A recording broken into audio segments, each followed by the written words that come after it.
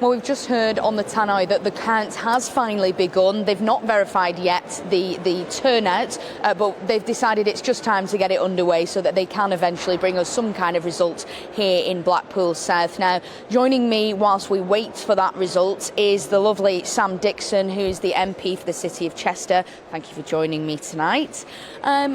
Obviously, we're here tonight for the by-election after Scott Benson had to step down. Polls are putting it likely that Labour will take this seat, but whomever is the successful candidate, Blackpool South is a particularly difficult constituency. There's lots of deprivation and poverty here. What is Chris Webb going to do to make this an area where constituents want to live if he is the successful candidate?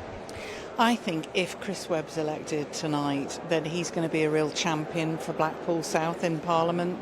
I think that people in this constituency, which has been traditionally quite a low turnout constituency, have turned to Chris and turned to Labour, as seeing it as an alternative to Rishi Sunak's government.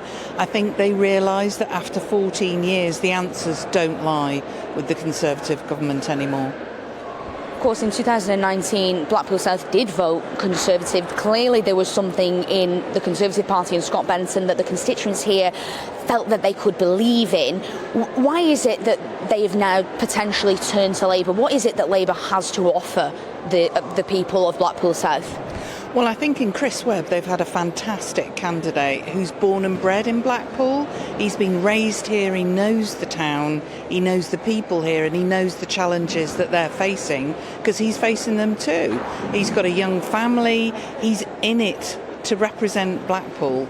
And I think the Labour Party is increasingly being seen by people who have been disenchanted with politics generally as the answer and the government in waiting.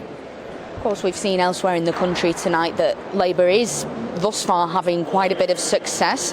I think we are about to hear about the count now, but let me just quickly ask you this. Of course, we've seen success for Labour elsewhere in the country tonight. Do you think that's a sign of things to come, or do you think Rishi Sunak will be able to snatch a victory come the general election? I think it's increasingly unlikely. I was elected in a by-election in December 2022. We've seen by-election after by-election where we've seen huge swings to Labour, and I think tonight's going to be a very good result for Labour as well, but we're just going to have to wait and see. Absolutely. Isn't that always the way with the by-election? Sam, thank you so much for your time tonight here in Blackpool South. It sounds like we could be getting some kind of idea about turnout very shortly, and of course throughout the night we'll be bringing you all of the latest before we get that all-important results here in Blackpool South.